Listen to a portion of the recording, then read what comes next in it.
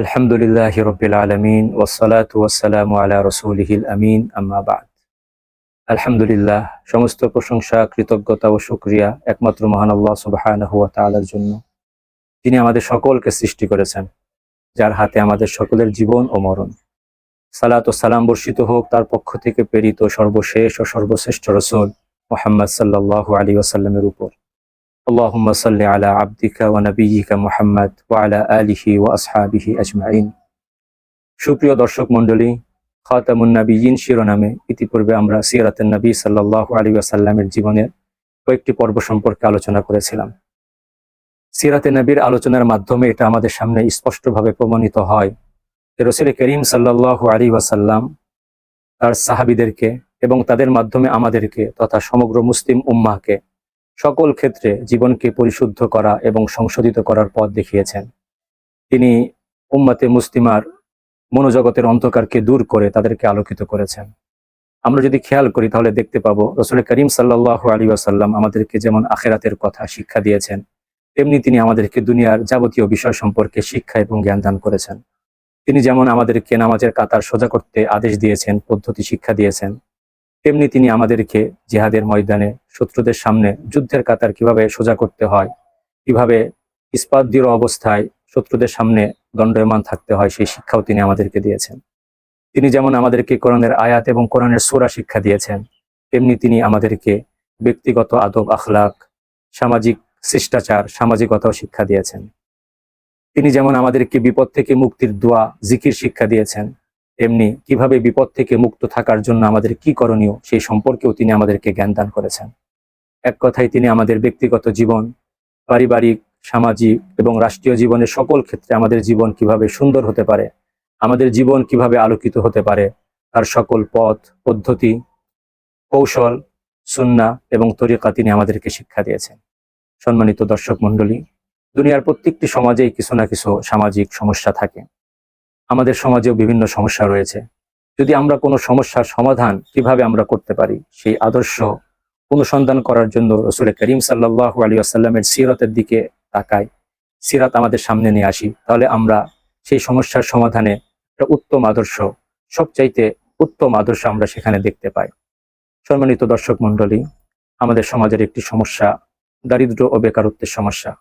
আমরা যদি জানতে চাই যে রাসূল করিম সাল্লাল্লাহু আলাইহি ওয়াসাল্লামের জীবনী থেকে এই সমস্যার সমাধানের পথ পদ্ধতি কি হতে পারে, তাহলে আমরা রাসূলের সিরাত আমাদের সামনে রাখতে পারি। তো আমরা আজকে দেখব ইনশাআল্লাহ রাসূল করিম সাল্লাল্লাহু আলাইহি ওয়াসাল্লাম কিভাবে উম্মতের দারিদ্র্য ও বেকারত্বের সমস্যার সমাধান করার জন্য আদর্শ পেশ করেছেন। সম্মানিত দর্শক মণ্ডলী, প্রথমে পবিত্র কোরআনের আয়াত থেকে আমরা আমাদের আলোচনা শুরু করতে পারি। আল্লাহ সুবহানাহু ওয়া তাআলা পবিত্র কোরআনের সূরাতুল মুলকের মধ্যে ইরশাদ করছেন, হুয়াল্লাযী জাআলা লাকুমুল আরদা যালুলা ফামশু ফি মানাকিবিহা ওয়া কুলু মির রিজকি ওয়া ইলাইহিন নুশুর। এই আয়াতে আল্লাহ সুবহানাহু ওয়া তাআলা ইরশাদ করেন, তিনি সেই সত্তা যিনি তোমাদের জন্য এই জমিনকে, এই পৃথিবীকে সমতল করে দিয়েছেন। সুতরাং তোমরা এই পৃথিবীতে বিচরণ করো এবং তার রিজিক থেকে তোমরা তোমাদের রিজিক সংগ্রহ করো এবং তোমরা মনে রেখো যে তার কাছে তোমাদের সর্বশেষ প্রত্যাবর্তন করতে হবে। পবিত্র কোরআনের আরেকটি আয়াতে আল্লাহ তাআলা ইরশাদ করেন, ফাইদা কুদিয়াতিস সালাতু ফান্তাশিরু ফিল আরদ ওয়াবতাগু মিন ফাদলিল্লাহ ওয়াযকুরুল্লাহা কাসীরান লাআল্লাকুম তুফলিহুন।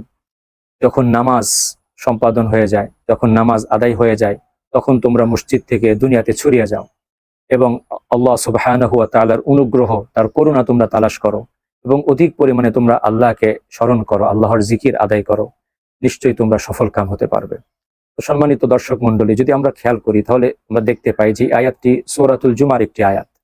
এই আয়াতের যে আয়াতটি আমরা তেলাওয়াত করলাম, সেই আয়াতের আগের আয়াতকে যদি সামনে নিয়ে আসি তাহলে আমরা মুসলিম উম্মার একটা জীবন চক্র দেখতে পাই। এই আয়াতের আগের আয়াতে আল্লাহ সুবহানাহু ওয়া তাআলা ইরশাদ করছেন, ইয়া আইয়ুহাল্লাযীনা আমানু ইযা নুদিয়া লিস-সালাতি মিন ইয়াউমিল জুমআহ।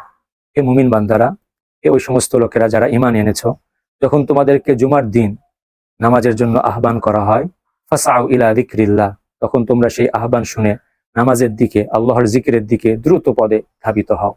ওয়াদারুল বাইআ, এবং তোমরা যে ক্রয় বিক্রয়ে লিপ্ত ছিলে সেই ক্রয় বিক্রয়ের কাজগুলো তোমরা বর্জন করো। যালিকুম খায়রুল লাকুম ইন কুনতুম তা'লামুন, যদি তোমরা জানো, বুঝে থাকো, তাহলে এটাই তোমাদের জন্য উত্তম এবং কল্যাণকর।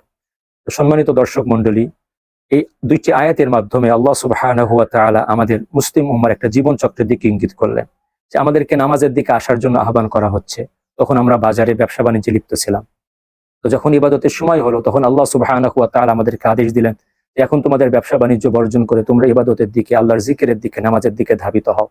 যখন আমাদের নামাজ সম্পাদন হয়ে গেল, নামাজ যখন আমাদের আদায় হয়ে গেল, তখন আল্লাহ সুবহানাহু ওয়া তাআলা আবার আমাদেরকে সেই আগের ব্যবসা বাণিজ্য ক্রয় বিক্রয়ের দিকে ধাবিত হওয়ার জন্য আদেশ দিচ্ছেন।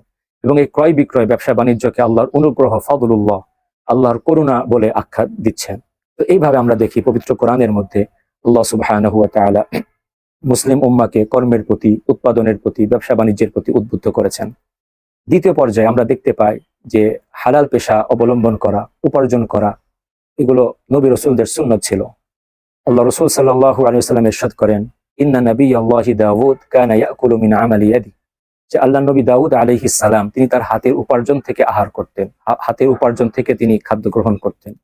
এবং পবিত্র কোরআনের বিভিন্ন আয়াতে আমরা অনেক নবী রাসূলদের তাদের জীবিকা অবলম্বন করার নমুনা দেখতে পাই। যেমন উদাহরণ হিসাবে হযরত মূসা আলাইহিস সালামের জীবনের মধ্যে আমরা পাই, ক্বালাত ইহদাহুমা ইয়া আবাতি ইস্তাজির ইন্না খায়রা মান ইস্তাজারতাল কওয়িয়ুল আমিন।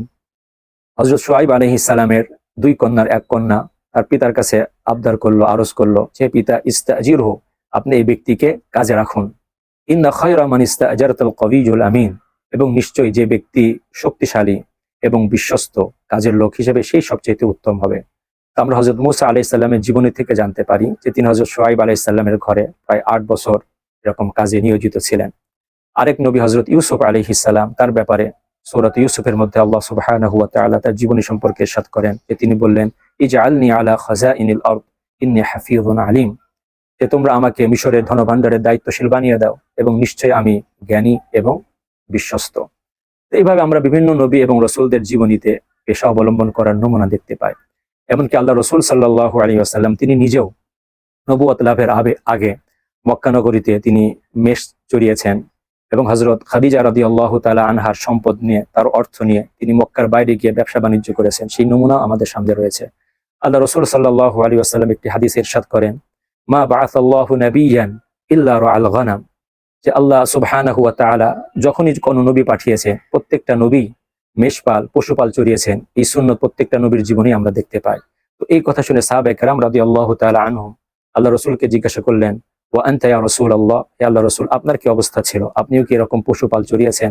আল্লাহ রাসূল সাল্লাল্লাহু আলাইহি ওয়াসাল্লাম ইরশাদ করেন, নাআম কুনতু আরআহা আলা করারিত লি আহলি মক্কা, আমি অর্থের বিনিময়ে, মুদ্রার বিনিময়ে মক্কাবাসীদের পশুপাল আমি চড়িয়েছি, সেই অভিজ্ঞতাও আমার জীবনে রয়েছে। তো এইভাবে দেখতে পাই যে আমরা নবী রাসূল সাল্লাল্লাহু আলাইহি ওয়াসাল্লাম তারা তাদের জীবনে বিভিন্ন পেশা, বিভিন্ন কর্ম অবলম্বন করেছেন। সম্মানিত দর্শক মণ্ডলী, দ্বিতীয় পর্যায়ে আমরা রাসূল করিম সাল্লাল্লাহু আলাইহি ওয়াসাল্লাম একটা সুন্নাহ, তার একটা পদ্ধতি দেখতে পাই যে তিনি আল্লাহ সুবহানাহু ওয়া তাআলার কাছে নিয়মিতভাবে দারিদ্রতার অবস্থা থেকে পানাহ চাওয়ার দোয়া করতেন।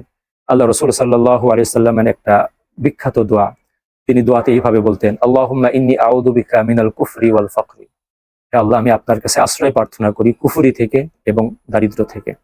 তো সম্মানিত দর্শক মণ্ডলী, আমরা রাসূল করিম সাল্লাল্লাহু আলাইহি ওয়াসাল্লামের সিরাত থেকে জানতে পারি যে তিনি জীবনে সম্পদ জমা করেছেন এমন না। মৃত্যুর সময় তিনি যা রেখে গিয়েছিলেন দুনিয়াতে তা উল্লেখ করার মতো কিছুই না। এবং সারা জীবন তিনি সম্পদের পিছনে মোটেও সময় দেননি। তিনি সম্পদ না উপার্জন করেছেন, সম্পদ না তিনি সঞ্চয় করেছেন, না সম্পদের অভাবে তিনি কখনো আফসোস অথবা হতাশা প্রকাশ করেছেন, এর কোনোটাই তিনি করেননি। এমনকি আল্লাহ সুবহানাহু ওয়া তাআলার পক্ষ থেকে তাকে অঢেল সম্পদের প্রস্তাব দেওয়ার পরেও তিনি সেটাকে প্রত্যাখ্যান করেছেন। তিনি দুনিয়াতে একটা স্বাভাবিক জীবনযাপনের তরিকায় অবলম্বন করেছিলেন। এরপরেও তিনি দারিদ্র থেকে আল্লাহর কাছে পানাহ চাচ্ছেন। এর অর্থ কি? এর অর্থ এটাই যে দারিদ্র অবস্থার যে একটা প্রতিক্রিয়া রয়েছে, দারিদ্রতার যে একটা কশাঘাত রয়েছে, যে মানুষের ইমানের উপর, মানুষের আখলাকের উপর এবং আমলের উপর যে একটা বিরূপ প্রভাব রয়েছে, সেই প্রভাব থেকে তিনি আল্লাহ সুবহানাহু ওয়া তাআলার কাছে আশ্রয় প্রার্থনা করেছেন। এবং এই দোয়ার মাধ্যমে তিনি উম্মতকে শিক্ষা দিয়েছেন যে আমরা যেন সর্বদা আল্লাহ সুবহানাহু ওয়া তাআলার কাছে কল্যাণ, তার করুণা, তার অনুগ্রহ তালাশ করি, অন্বেষণ করি। আমরা যেন নিজেদের জীবনের জন্য বিপদ, অভাব, দারিদ্রতা এই সমস্ত বিষয়কে যেন তালাশ না করি, অনুসন্ধান না করি, সেই সবক তিনি আমাদেরকে এই দোয়ার মাধ্যমে দেখিয়েছেন। সম্মানিত দর্শক মণ্ডলী, তৃতীয় পর্যায়ে আমরা দেখতে পাই যে আল্লাহ রাসূল সাল্লাল্লাহু আলাইহি ওয়াসাল্লাম তার সাহাবীদেরকে নিজের হাতে উপার্জন করে আহার করার, খাদ্য গ্রহণ করার আদেশ দিয়েছেন, তাকিদ দিয়েছেন। আল্লাহ রাসূল সাল্লাল্লাহু আলাইহি ওয়াসাল্লামের একটি হাদিস, মা আকালা আহাদুন তাআমান কাত্তু খায়রুন মিন আন ইয়াকুলা মিন আমালি ইয়াদিহি, যে মানুষ যত প্রকারের আহার গ্রহণ করে তার মধ্যে সবচেয়ে উত্তম আহার হচ্ছে সেই আহার যে আহারটা তার নিজের হাতের উপার্জন দ্বারা সংগ্রহিত। এরপরের অংশে তিনি বলছেন, ওয়া ইন্না নবী আল্লাহি দাউদ কানা ইয়াকুলু মিন আমালি ইয়াদি, আর আল্লাহর নবী দাউদ আলাইহিস সালাম তিনি তার হাতের উপার্জন থেকে আহার গ্রহণ করতেন। এইভাবে নবী করিম সাল্লাল্লাহু আলাইহি ওয়াসাল্লাম তার সাহাবীদেরকে উপার্জন করার ব্যাপারে তাকিদ দিয়েছেন। মক্কা থেকে যখন সাহাবায়ে কেরাম হিজরত করে মদিনাতে আসলেন, তখন মদিনার আনসার সাহাবী তারা মুহাজির সাহাবীদের অভাব অনটন দেখে তারা রাসূল করিম সাল্লাল্লাহু আলাইহি ওয়াসাল্লামের কাছে প্রস্তাব করলেন যে, হে আল্লাহর রাসূল, আমাদের তো খেজুরের বাগান রয়েছে, তো আমরা চাই আমাদের খেজুর বাগানগুলো আমাদের ভাই মুহাজির সাহাবীদের মাঝে বন্টন করে দিন আপনি। অর্থাৎ আমাদের বাগানগুলোকে আপনি অর্ধেক করে ভাগ করে দিন, অর্ধেক থাকবে আমাদের মালিকানায় আর অর্ধেক থাকবে আমাদের মুহাজির ভাইদের মালিকানায়। কিন্তু আল্লাহ রাসূল সাল্লাল্লাহু আলাইহি ওয়াসাল্লাম তাদের এই প্রস্তাবকে গ্রহণ করলেন না, বরং তিনি মুহাজির সাহাবীদেরকে কর্ম করার, তাদেরকে কাজ করার তাকিদ দিলেন, আদেশ দিলেন। পরবর্তীতে আনসার সাহাবী তারা মুহাজির সাহাবীদের সঙ্গে এইভাবে চুক্তিতে আবদ্ধ হলেন যে খেজুর বাগান থাকবে আনসার সাহাবীদের, কিন্তু সেই খেজুর বাগানে মুহাজির সাহাবীরা কাজ করবেন, কিন্তু বছর শেষে যখন ফল পাড়ার সময় হবে তখন সেই ফলের মধ্যে মুহাজির সাহাবীগণ অংশীদারির ভিত্তিতে অংশগ্রহণ করবেন, তারা সেখানে তাদের অংশ পাবেন এবং তারা সেখানে তাদের মালিকানা সাব্যস্ত করতে পারবেন। এইভাবে আমরা আরেকটি প্রসিদ্ধ ঘটনা, যে একজন আনসারী সাহাবী আল্লাহ রাসূল সাল্লাল্লাহু আলাইহি ওয়াসাল্লামের কাছে কিছু সাহায্য প্রার্থনা করার নিয়তে আসলেন। আল্লাহ রাসূল তাকে তার ঘরে কিছু আছে কিনা সেই কথা জিজ্ঞাসা করলেন, এবং পরবর্তীতে আল্লাহ রাসূল সাল্লাল্লাহু আলাইহি ওয়াসাল্লাম তাকে উদ্বুদ্ধ করলেন যে তুমি মানুষের কাছে চাওয়ার চাইতে তোমার জন্য উত্তম হবে যদি মানুষের কাছে চাওয়ার চাইতে উত্তম হবে যদি তুমি এরকম নিজে কর্ম করে উপার্জন করো এবং সেই কর্মের মাধ্যমে তুমি তোমার অভাব দূর করতে পারো, সেটা হবে তোমার জন্য উত্তম। ওই সাহাবী কিছুদিন কাজ করার পরে যখন রাসূল করিম সাল্লাল্লাহু আলাইহি ওয়াসাল্লামের কাছে ফিরে আসলেন, তখন তিনি তাকে উদ্দেশ্য করে বললেন, হাদা খায়রুন লাক মিন আন তাজিআল মাসআলাতু নুকতাতান ফি ওয়াজহিকা ইয়াউমাল কিয়ামা, যে নিজের হাতে উপার্জন করা এটাই তোমার জন্য উত্তম সেই অবস্থা থেকে যে তুমি যদি মানুষের কাছে ভিক্ষা করে বেড়াও, মানুষের কাছে যদি প্রার্থনা করে বেড়াও, তো এই প্রার্থনা এই ভিক্ষার কারণে কাল কিয়ামতের দিন তোমার মুখে একটা কলঙ্কের চিহ্ন থাকবে। সেই কলঙ্কের চিহ্ন নিয়ে আল্লাহর দরবারে হাজির হওয়ার চাইতে, উপস্থিত হওয়ার চাইতে তুমি নিজে দুনিয়াতে কর্ম করছো, নিজের হাতে উপার্জন করছো, এটাই তোমার জন্য উত্তম। তো সম্মানিত দর্শক মন্ডলী, এরপর আল্লাহ রাসূল সাল্লাল্লাহু আলাইহি ওয়াসাল্লাম কোনো কর্মকেই ছোট মনে করেননি, কোনো কর্মকেই ছোট করে দেখাননি, বরং সমস্ত কর্ম যেটা হালাল সেটাই উম্মতের জন্য, মানুষের জন্য সম্মানের বিষয়। আল্লাহ রাসূল সাল্লাল্লাহু আলাইহি ওয়াসাল্লাম একটি হাদিসে ইরশাদ করেন, লা আন ইয়াখুযা আহাদুকুম হাবলাহু ফায়াতিয়া বিহুজমাতিল হাতাব ফায়াবিআহা ফায়াকুফফা আল্লাহু বিহা ওয়াজহাহু খায়রুন মিন আন ইয়াসআলান নাস আ'তাউহু আও মানা'উ আও কামা ক্বালা আলাইহিস সালাতু ওয়াস সালাম। আল্লাহ রাসূল সাল্লাল্লাহু আলাইহি ওয়াসাল্লাম এই হাদিসে ইরশাদ করেন যে কোনো ব্যক্তির জন্য এটাই উত্তম যে সে তার রশি, তার আসবাবপত্র, উপায় উপকরণ সাথে নিয়ে জঙ্গলে গিয়ে কাঠ সংগ্রহ করবে, এরপরে সেটা বাজারে বিক্রি করে তার জীবিকা নির্বাহ করবে এবং এর মাধ্যমে আল্লাহ সুবহানাহু ওয়া তাআলা তার সম্মান, তার মর্যাদা হেফাজত করবেন, রক্ষা করবেন। এটাই তার জন্য উত্তম কোন আমলের চাইতে যে সে মানুষের কাছে হাত পাতবে। মানুষের কাছে হাত পাতার পরে কেউ হয়তো তাকে দিবে অথবা কেউ তাকে প্রত্যাখ্যান করবে, তো মানুষের কাছে হাত পাতার চাইতে বনে জঙ্গলে গিয়ে কাঠ সংগ্রহ করে বাজারে বিক্রি করা এটাই মানুষের জন্য উত্তম। সম্মানিত দর্শক মন্ডলী, আরেক পর্যায়ে আমরা দেখতে পাই যে আল্লাহ রাসূল সাল্লাল্লাহু আলাইহি ওয়াসাল্লাম কর্মকে হাটে ক্রয় বিক্রয় করা, বাজারে ক্রয় বিক্রয় করা অথবা মাঠে খামারে কাজ করা এটাকে ইবাদতে শামিল করেছেন। এর মাধ্যমে আল্লাহ রাসূল সাল্লাল্লাহু আলাইহি ওয়াসাল্লাম আমাদেরকে ইবাদতের মর্যাদা দান করেছেন। রাসূল করিম সাল্লাল্লাহু আলাইহি ওয়াসাল্লাম একটি হাদিস ইরশাদ করেন, আত-তাজিরুল মুসলিমুস সাদুক ইউহশারু মা'আন নাবিয়্যিন ওয়াস সিদ্দিকিন, একজন মুসলিম ব্যবসায়ী যদি সে সত্যবাদী হয়ে থাকে তাহলে কিয়ামতের দিন আল্লাহ সুবহানাহু ওয়া তাআলা তাকে নবী এবং সিদ্দিকদের সাথে হাসরের ময়দানে উপস্থিত করবেন। এটা কত বড় মর্যাদার বিষয়। তো সম্মানিত দর্শক মণ্ডলী, আরেক হাদিসে আল্লাহ রাসূল সাল্লাল্লাহু আলাইহি ওয়াসাল্লাম ইরশাদ করেন, মান সাআ ফি ওয়ালিদাইহি ফাফি সাবিলিল্লাহ ওয়া মান সাআ আলা ইয়ালিহি ফাফি সাবিলিল্লাহ ওয়া মান সাআ মুকাফিরান ফাফি সাবিলিত তাগুত আও কামা ক্বালা আলাইহিস সালাতু ওয়াস সালাম। যে ব্যক্তি তার পরিবার পরিজনের দেখভালের জন্য, ভরণ পোষণের জন্য পরিশ্রম করার উদ্দেশ্যে বের হলো, সে আল্লাহর রাস্তায় বের হলো। যে ব্যক্তি তার বৃদ্ধ পিতামাতার ভরণ পোষণের জন্য উপার্জন করার নিয়তে ঘর থেকে বের হলো, সেও যেন আল্লাহর রাস্তায় বের হলো। বাকি কোনো ব্যক্তি যদি নিজের সম্পদকে বৃদ্ধি করার নিয়তে, নিজের দুনিয়ার তার অবস্থানকে মানুষের সামনে প্রকাশ করার নিয়তে যদি ঘর থেকে বের হয়, তাহলে ফাফি সাবিলিত তাগুত, সে শয়তানের রাস্তায় বের হলো। এইভাবে আমরা দেখতে পারি যে উপার্জন করা এটাও একটা ইবাদত, এবং যদি ঈমানের সাথে এবং আখলাকের সাথে কেউ উপার্জনের কাজে নিয়োজিত থাকে, সে যেন ইবাদতের মধ্যে ব্যস্ত আছে, ইবাদতের মধ্যে মশগুল আছে। এটাও আল্লাহ রাসূল সাল্লাল্লাহু আলাইহি ওয়াসাল্লাম তার হাদিসের মাধ্যমে আমাদেরকে জানিয়ে দিয়েছেন। সম্মানিত দর্শক মণ্ডলী, এভাবে আমরা দেখতে পাই যে আল্লাহ রাসূল সাল্লাল্লাহু আলাইহি ওয়াসাল্লাম মানুষের কাছে সাহায্যের হাত পাতা থেকে তিনি আমাদেরকে নিরুৎসাহিত করেছেন, বরং আমাদেরকে কর্ম করে আমাদের জীবিকা নির্বাহের জন্য তিনি আদেশ দিয়েছেন। একটি হাদিসে আল্লাহ রাসূল সাল্লাল্লাহু আলাইহি ওয়াসাল্লাম ইরশাদ করেন, লা তাহিল্লু সাদাকাতু লিগানিয়্যিন, যদি কোনো ব্যক্তি সামর্থ্যবান হয়ে থাকে তার জন্য মানুষের সাদকা, মানুষের যাকাত গ্রহণ করা তার জন্য জায়েজ হবে না, তার জন্য বৈধ হবে না। এবং এই হাদিসের শেষ অংশে তিনি বলছেন, ওয়ালা লিযি মিররাতিন সাওয়িয়্যিন, এবং যে ব্যক্তিকে আল্লাহ শক্তি সামর্থ্য দান করেছেন সে ব্যক্তি কর্ম না করে যদি মানুষের কাছে সাহায্যের হাত প্রসারিত করে, এটাও তার জন্য জায়েজ হবে না। তো আল্লাহ রাসূল সাল্লাল্লাহু আলাইহি ওয়াসাল্লাম একদিকে অভাবী, যারা সমাজের অভাবী এবং অসহায় তাদের প্রতি আমাদেরকে সাহায্যের হাত প্রসারিত করতে বলেছেন।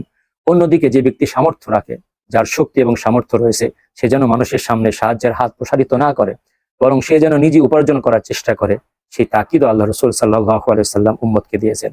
সর্বশেষে রাসূল করিম সাল্লাল্লাহু আলাইহি ওয়াসাল্লাম একটি হাদিস, যেখানে তিনি ইরশাদ করছেন, আল ইয়াদুল উলিয়া খায়রুম মিনাল ইয়াদিস সুফলা, যে ব্যক্তি মানুষকে দান করে, যার মাধ্যমে মানুষ উপকৃত হয়, সেই ব্যক্তি যারা তার থেকে উপকৃত হচ্ছে তাদের চাইতে উত্তম। এইভাবে আল্লাহ রাসূল সাল্লাল্লাহু আলাইহি ওয়াসাল্লাম উম্মতকে নিজের সুন্নাহর মাধ্যমে, নিজের সিরাতের মাধ্যমে এবং তার আমলের মাধ্যমে, এবং উম্মতকে বিভিন্ন সময় বিভিন্ন প্রকারের আদেশ নিষেধ, তাদেরকে তাকিদ দেওয়ার মাধ্যমে উম্মতকে কর্মমুখর হওয়ার আদেশ দিয়েছেন। তাদেরকে কর্ম করে হালাল উপার্জন করে নিজেদের জীবিকা নির্বাহ করা, এবং মুসলিম সমাজে যারা অভাবী রয়েছে তাদের অভাব পূরণে এগিয়ে আসার জন্য তাকিদ দিয়েছেন, শিক্ষা দিয়েছেন। এইভাবে যদি আমরা রাসূলের সুন্নতগুলোকে আমাদের জীবনে, আমাদের পরিবারে, আমাদের সমাজে আমরা প্রয়োগ করতে পারি, সর্ব অবস্থায় যদি তার সুন্নতগুলোকে আমরা জীবিত করতে পারি, তাহলে আমাদের সমাজ সর্বপ্রকারের সমস্যা থেকে দূরে থাকবে, সমাজের সমস্যাগুলো আমরা দূর করতে পারবো। আল্লাহ সুবহানাহু ওয়া তাআলা আমাদের সকলকে সেই তৌফিক দান করুক। ওয়া আখিরু দাওয়ানা আনিল হামদুলিল্লাহি রাব্বিল আলামিন।